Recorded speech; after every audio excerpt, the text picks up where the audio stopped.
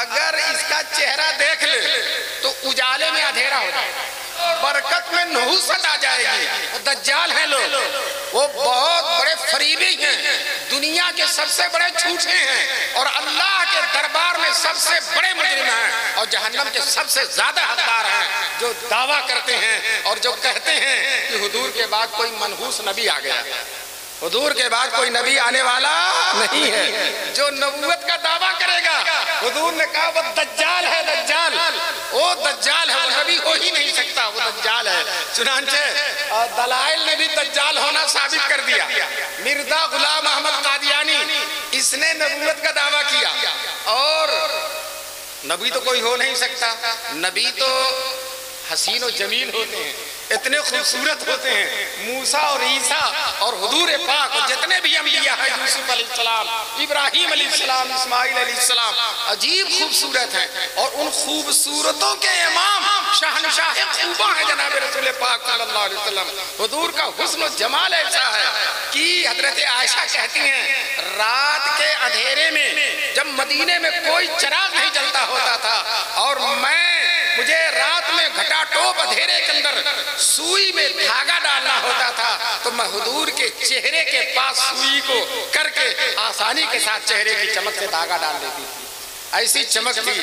ایک صحابی کہتے ہیں 14ویں رات کا چاند چمک رہا تھا، اور چاند عرب رسول پاک صلی اللہ علیہ وسلم بیٹھے تھے۔ وہ کہتے ہیں میں کبھی چاند کو دیکھتا تھا اور کبھی میں حضور کے چہرے کو دیکھتا تھا۔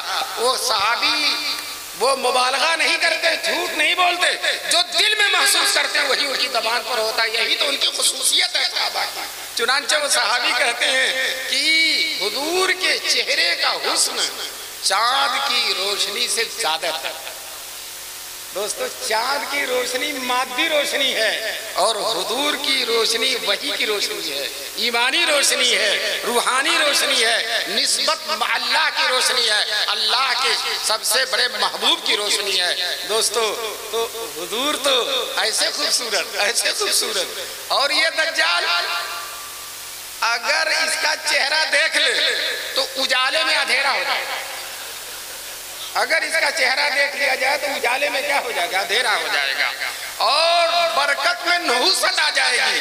اور دوستو جو ہے، اگر طبیعت میں انبساط ہے، فرحت ہے، تو اس کا چہرہ دیکھ کر طبیعت میں انقباض پیدا ہو جائے گا، طبیعت میں بے کیفی پیدا ہو جائے گی۔ دوستو، ایسا منحوس آدمی فوٹو دیکھنا جائز نہیں ہے اور نہ بنانا جائز ہے، لیکن یہ قادیانی ہر ناجائز کام کرتے ہیں، کوئی کام جائز کرتے ہی نہیں۔ تو ان کو کم سے کم اپنے جس کو جو جھوٹا نبی ہے اس کا چہرہ کم سے کم چھپانا چاہیے، لیکن ان فوٹو لے کر اس کا چہرہ عام کر دیا، ایک آنکھ ٹیڑھی، ایک آنکھ ٹیڑھی، اور چہرہ ایسے بنا ہوا ہے۔ چہرہ بتا رہا ہے کہ اگر یہ دجال ہونے کا دعویٰ کرتا تو قبول ہو جاتا، لیکن نبوت کے دعوے کی کسی طرح سے سزاوار نہیں ہے۔ بہرحال میں جو ہے یہ کہنا چاہ رہا تھا کہ ہمارے رسول پاک صلی اللہ علیہ وسلم خاتم النبیین ہیں، اور آپ کے بعد کوئی نبی نہیں آئے گا۔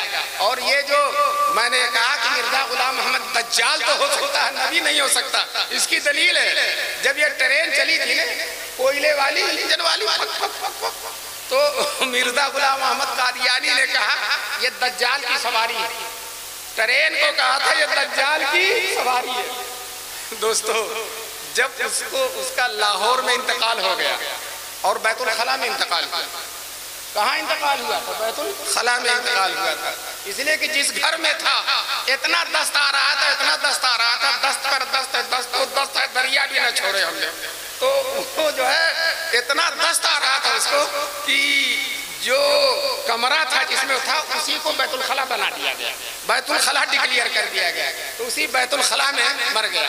اور سارے قادیانیوں سے میں چیلنج کرتا ہوں، پوچھتا ہوں، اس کی لاش کس چیز کے ذریعے قادیان لائی گئی تھی؟ ٹرین کے ذریعے۔ کس کے ذریعے؟ ٹرین کے ذریعے۔ بتائیے دجال ہوا کہ نہیں ہوا؟ وہ جب خود کہہ رہا تھا کہ یہ دجال کی سواری ہے اور اس کی لاش کو اسی پر سوار کیا گیا، تو دجال ہوا کہ نہیں ہوا؟ ارے ہوا کہ نہیں ہوا؟ تو بہرحال یہ دجال ہے اور نبی نہیں ہو سکتا۔ نبی تو حسین و جمیل ہوتے ہیں۔ یوسف کو دیکھو، جو ہے موسیٰ کو دیکھو، کہتے ہیں فارسی شاعر کہتا حسن یوسف دم عیسیٰ ید بیضا داری، حسن یوسف دم عیسیٰ ید بیضا داری، آنچ خوبہ ہم دارن تو تنہا داری، حضور صلی اللہ علیہ وسلم کی شان میں ہے۔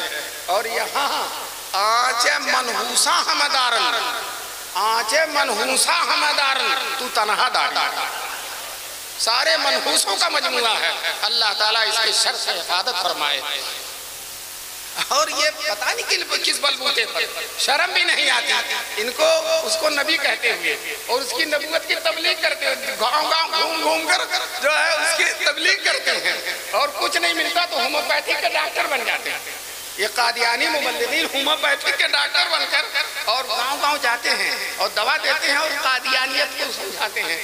ایسے بتائی اس طرح کے منحوس کو کس کو ایک قادیانی ایک ہندو کو سمجھا رہا تھا، کپڑا صاف ستھرا پہنا ہوا تھا، تو اس نے سمجھا یہ مسلمان ہوگا، تو بہت سمجھایا کہ غلام محمد قادیانی ذلی نبی ہیں، برودی نبی ہیں، اور یہ حضور کے بعد ہیں، اس لیے کہ نبوت رحمت ہے اور رحمت کبھی بند نہیں ہوتی، اس لیے مرزا غلام محمد قادیانی کی شکل میں رحمت ظاہر ہوئی۔ جب گھنٹوں تک اسے سمجھاتا رہا اور وہ ہاں ہاں کرتا رہا، آخر میں کہتا ہے جناب میں تو آپ کے سچے ہی نبی پر ایمان نہیں لا سکا تو جھوٹے نبی پر کیا ایمان لاؤں گا؟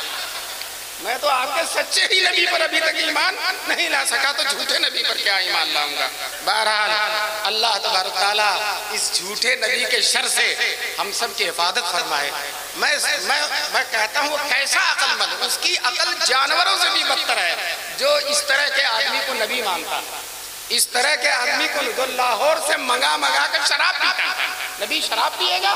حضور نے ساری دنیا کو شراب پینے سے بچا دیا اور یہ خود شراب پی رہا ہے، نبی ہو ہی نہیں سکتا۔ بہرحال بات کہاں سے کہاں چلی گئی؟ عرفات کے میدان میں ہمارے رسول پاک صلی اللہ علیہ وسلم نے دعا مانگی تھی، اے اللہ میری امت قیامت تک باقی رہے، انشاءاللہ یہ امت قیامت تک باقی رہے۔